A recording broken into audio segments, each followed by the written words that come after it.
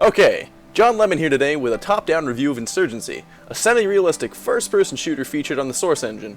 This is a standalone that has evolved from what was originally a mod of Counter-Strike. What we are going to cover in this review is some gameplay, which is essentially how well the game plays and the learning curve, audio and graphics, and how I feel it stacks up to comparable first-person shooters, the pros and cons of this game, such as balances or specific things within the gameplay, and then, to finish it off, whether or not I think it's worth your money. The graphics in Insurgency are pretty much what you might expect from a Source engine game, with attention to detail in some places, but an overall amount of care was obviously given when they were designing this game. What I'm talking about in terms of detail is within the weapon models and the maps. While you may not be blown away by the texturing and modeling of the maps in comparison to things like Battlefield, Medal of Honor, and Titanfall, I feel that these maps are amazingly authentic to what real-life situations the world has seen. I feel very immersed with the situations that the game throws me in, regardless of the limitations of the Source engine's graphics. On the other hand, what I have seen now and in the past for first-person models, such as guns and grenades, on the Source engine from developers and mods, has always been massively impressive. The level of detail that is captured in the weapons design and reload animations is equal to all other first-person shooters, if not better. One of the best examples of this, in my personal opinion, is the SKS on a full reload. You can see the 7.62x39 round actually lifting from the magazine and getting pushed into the chamber by the bolt. Moving on to audio, I'm going to lower the music and let you listen to the audio of Insurgency at a distance and then in combat, to hear the different sound reproduction that Insurgency can provide. Keeping in mind, the weapon sounds I have are custom from the Steam Workshop, but that does not affect how the engine reproduces the sound.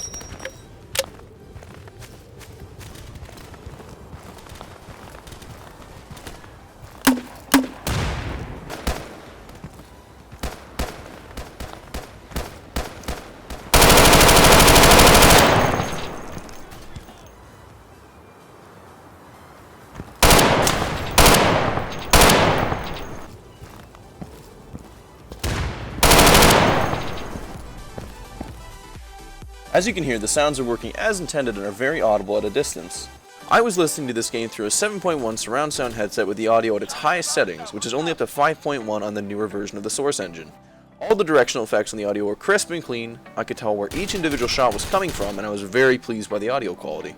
Although vanilla weapon sounds in this game are a bit weak in my opinion. Moving on to gameplay, the first thing I would like to cover, which was also the thing that surprised me the most about this game, is the customization. In this game, you have a 3D weapon customization area where it will show you all the different attachments and types of gear you can load your soldier out with. Some guns and gear are limited to the class and faction, such as the RPG-7. The RPG is limited to insurgent use under the Striker class, whereas the M40 Sniper is limited to the Security Forces under Sniper class. And on that note, you can see that in this game, the teams are limited to 4 snipers. The designated marksman class can also equip a sniper rifle, although with some difference in equipment. When choosing your loadout in Insurgency, you have a limited amount of points of which you can use to select different weapons, upgrades, and sidearms. The best mainstream example I can think of is Black Ops 2. It has a very similar loadout system wherein weapons and perks are assigned points, although notably, Insurgency is the only one to have a weight system which affects movement speed. And now to address one of the big issues in most first-person shooters nowadays: class balance and weapon balance. And in Insurgency, that honestly seems like a tough nut to crack. Almost every single weapon in Insurgency within a certain range is a one-hit kill, provided you're using armor-piercing ammunition. And as I said earlier, it is a semi-realistic first-person shooter. However, there are no bullet ballistics. This is a hit-scan system, so once you fire the round, it is instantly there. And as a result of that, most anything except for low-caliber submachine guns and handguns can be used to one-hit kill you at considerable range. So you might be asking yourself, what's the need for a sniper rifle? And the answer to that is accuracy and the sight. The 7x and 8x optics cannot be used on regular rifles. They're only available on sniper rifles, and accuracy in this game does seem to be somewhat of an issue. It felt to me as though on the first shot that often rounds would not hit anywhere near the reticle, whereas on others it was dead on.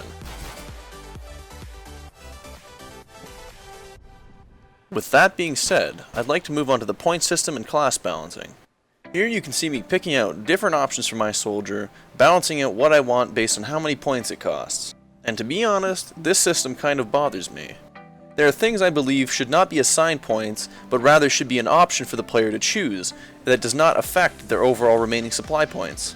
For example, something as fundamental as ammunition, hollow point, and armor piercing can cost the player anything between 2 and 3 points, sidearm, or primary. And that kinda bothers me. I don't believe a player should have to pick between 2 different types of ammunition, especially when armor piercing is a one-hit kill at most any ranges. Also, never in my gameplay experience have I ever found the need to use hollow point ammunition. So in that sense, it seems redundant. Otherwise, I feel that the points and customization system in Insurgency is very strong, and that it only needs a little more polishing up in terms of how many points certain items cost. In terms of classes and how they stack up against each other, I feel like Insurgency doesn't really have much of an issue there. Snipers are limited to around 4 to 2 depending on what game mode you're playing, and almost anything can one-shot you.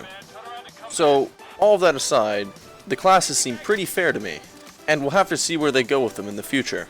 So before I finish up and tell you whether or not I believe this game is worth your money, there's one special thing I'd like to go over very briefly, and that has to do with pretty much any game on the Source engine, and that's mods. Allahu Akbar! While the modding community for Insurgency is still building up, what I've seen so far is very promising. That includes sound mods, weapon models, and different features. Currently the only mods I'm running for this game are sound mods and a reskin of the knife. The reason you don't see any custom weapon models in my gameplay is simply because when you change one weapon model, I find that they look radically different from those that come stock with the game, and that they almost never blend well with the rest of the weapons in the game, those that don't have a mod for them. Allahu Akbar! And now comes time to answer the big question. Do I believe Insurgency is worth your $15? Short answer, yes. With free DLC already having been released, and an overwhelming amount of response to fan suggestions, I don't believe anything can beat NWI Interactive's sheer amount of dedication to their player base and their video game. Although there are some things that I wish NWI would look into, such as bugs and improving the performance of their game. For example, at times in this game you may get something around 120 frames per second and then dip down to around 50.